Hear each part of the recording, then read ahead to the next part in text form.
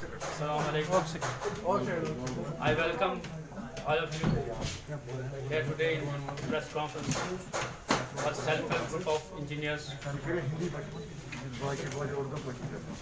आज आप लोगों के सामने यहाँ पे आने का मकसद ये है, आप सब लोग जो हमारी मीडिया फ्रेटर्निटी है उनके तो हम शुक्रगुजार हैं। जो हमारा scheme self help group of engineer scheme थी, लेकिन शायद कुछ हमारे जो यहाँ पे फ्रेंड्स हैं उनको इस स्कीम के बारे में नॉलेज नहीं होगी कि ये स्कीम किस बुनियाद पे बन गई थी, किस लिए बनाई गई थी और कब बन गई। तो उस लिहाज से मैं थोड़ा बहुत आपको ब्रीफ करना चाहता हूँ। ये स्कीम 2003 में बन गई थी, क्योंकि आप लोगों को पता है अनएम्प्लॉयमेंट रेट जो यहाँ है हमारी स्टेट में, यूटी स्टेट में, वो साल ब साल यहाँ पे बढ़ रही है। 2003 में जब हम लोग यहाँ पे एजुकेशन कर रहे थे कि हमें एक गवर्नमेंट जॉब दिया जाए अनएम्प्लॉयड टेक्नोक्रेट्स को, उस वक्त की जो गवर्नमेंट थी उन्होंने हमसे ये कहा कि हम सबको जॉब तो नहीं दे सकते हैं, हम एक स्कीम लॉन्च कर रहे हैं आप लोगों के लिए जिसका नाम रखा गया self help group of engineer. ये स्कीम एक आत्मनिर्भर स्कीम थी, उस टाइम बनाई गई थी ताकि हम एक ग्रुप कंसोर्शियम बनाए। हमारी फर्म रजिस्टर्ड है डिस्ट्रिक्ट इंडस्ट्रीज ऑफिस में है और उसके बाद हमें सेल्स टैक्स डिपार्टमेंट में रजिस्ट्रेशन करनी पड़ती है, पैन हमें बनाना पड़ता है। ये सारी जो इसमें हमें ये करनी पड़ती हैं, जो भी फॉर्मेलिटीज करनी पड़ती हैं थ्रू द एम्प्लॉयमेंट डिपार्टमेंट, ये सब कुछ हम उस वक्त करते आए। और जो अनएम्प्लॉयमेंट टेक्नोक्रेट्स हैं इसमें तब से लेके आज तक, उनके लिए ये एक रोजगार का जरिया बन गया था।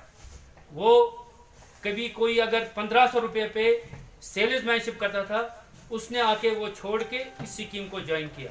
अगर कोई हमारा भाई आउटसाइड काम करता था, जिसको वहाँ पे और यहाँ पे उसको अगर स्टेट में अपने होम में कोई प्रॉब्लम थी, उसने वो जॉब छोड़ के यहाँ पे आया, अपने घर में बैठा और इस स्कीम को ज्वाइन किया। तो आज तक इस स्कीम में तकरीबन कम से कम 10,000 लड़के एंगेज्ड है। लेकिन ऑल ऑफ अस इसमें कैबिनेट बाज़ाब्ता कैबिनेट गाइडलाइंस बन गई है, जो कि गवर्नमेंट ने बाज़ाब्ता कैबिनेट गाइडलाइंस है इसकी। लेकिन 2020 8 अगस्त को अचानक से इस स्कीम को 2 लाइन से स्क्रैप किया गया, without any reason, without consulting any stakeholder of the scheme. ये हमने उस टाइम उसी वक्त हम सड़कों पे आ गए और आप लोगों ने भी इसको उछाला। हर एक ऑफिसर के पास, चाहे वो लेफ्टिनेंट गवर्नर है, एडवाइजर है, उनके सामने हमने कोशिश की जाने की, लेकिन अनफॉर्चुनेटली हमें यह समझ नहीं आ रहा है कि लेफ्टिनेंट गवर्नर साहब हमें क्यों नहीं मिल रहे हैं। क्या उनको शायद इल्म है कि ये जो हुआ है ये गलत हुआ है?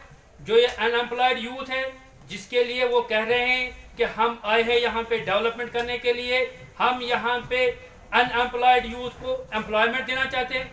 आपको पता ही होगा रिसेंटली 6 फरवरी को हमारे लेफ्टिनेंट गवर्नर साहब ने हार्वर्ड इंडिया यूएस इनिशिएटिव की उन्होंने जो एड्रेस दिया उसमें उन्होंने कहा, I want to give the job opportunities around 80% of the youth and he quote the Chanakya कि youth is the biggest power. अगर यूथ बिगेस्ट पावर है तो हमारे साथ नाइंसाफी क्यों हो गई? अगर उन्होंने उस टाइम ये समझ लिया कि नहीं, इस स्कीम को वापस लाने के लिए हम कमेटी बनाए, और कमेटी उन्होंने बनाई under the chairmanship of AR. Bhatnagar साहब, लेकिन आज तक उस कमेटी ने क्या किया? 4 महीने गुजर गए, हम लड़के जो इसमें एंगेज है वो बेचारे बहुत परेशान हैं। Our families are now on the verge of starvation because we don't have now anything to earn for our livelihood. हम जाए तो कहाँ जाए? हम लेफ्टिनेंट गवर्नर साहब से हमें अपने जो हमारे यहाँ पे प्राइम मिनिस्टर ऑफ इंडिया है, होम मिनिस्टर ऑफ इंडिया है, उनसे आपके माध्यम से अपील कर रहे हैं कि इस स्कीम को मेहरबानी करके आप as early as possible restore कीजिए before it is too late, क्योंकि ये यूथ इसमें इन्वॉल्व है। अगर यूथ खुदा न खास्ता अगर ये बेचारे दर बदर की ठोकरे सड़कों पे खाएंगे तो न जाने ये किस तरफ मूड इख्तियार करेगा। और मैं आप लोगों के माध्यम से ये बताना चाहता हूँ कि अगर इस कमेटी जो कमेटी बनाई गई है, अगर इस कमेटी ने 1-2 मीटिंगें की तो वो किस ख्वाब गफलत में बैठे हैं। अगर उन्होंने HOD जो है डिपार्टमेंट से उन्होंने रिपोर्ट मंगवाए कि आप हमें बताइए what are the performances of these group, these engineer, these technocrats who have worked since 20 years in this scheme, तो लेकिन वो जो HODs ने रिपोर्ट सबमिट किए हैं, हमने भी उसकी कॉपी लाई है अपने पास। हम वो भी दिखाना चाहते हैं आप लोगों को, जिसमें उन्होंने ये लिखा है they are the best ones, they are performing very good.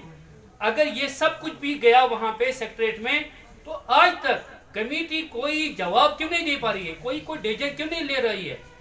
इस लिहाज से आज मेरे जो यहाँ पे डिस्ट्रिक्ट रिप्रेजेंटेटिव्स है, मेरे डिस्ट्रिक्ट प्रेसिडेंट्स हैं जम्मू में, हमारे जो वहाँ के डिवीजन हेड हैं जनाब जगपाल सिंह जी, उन्होंने वहाँ पे भी आज प्रेस कॉन्फ्रेंस रखी है।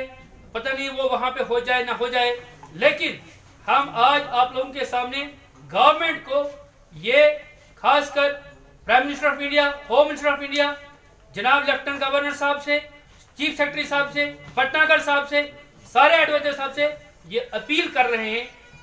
हमने जिस तरह से पीसफुल प्रोटेस्ट किया, एक बार हम अपील कर रहे हैं कि इस स्कीम को रेस्टोर कीजिए as early as possible. Otherwise आप मजबूर हमें न करें कि हम फिर से सड़कों पे आएंगे। अगर with in a weeks time उन्होंने इस स्कीम को वापस रेस्टोर नहीं किया तो नेक्स्ट वीक से हमारी mass agitation across the Jammu and Kashmir start हो रही है। और उसमें लड़के क्या करेंगे हम कुछ नहीं जानते हैं।